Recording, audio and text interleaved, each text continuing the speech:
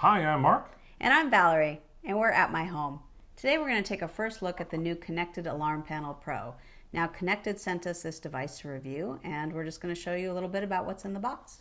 Okay, so the connected panel is about hooking up your wired window and door sensors, for example, in your house so that you can get them on your phone. That's really important to understand that that's what that's about.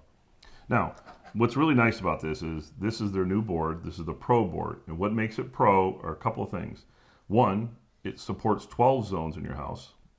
Number two, you can hook it up to the power supply and use Wi-Fi to connect it to your router, which connects to your phone.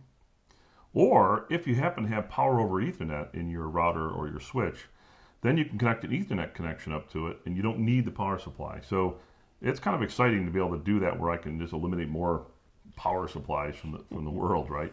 So that's the new Pro board. And then look at all the stuff that comes with it. A piezo buzzer so you can make noise if someone opens your window.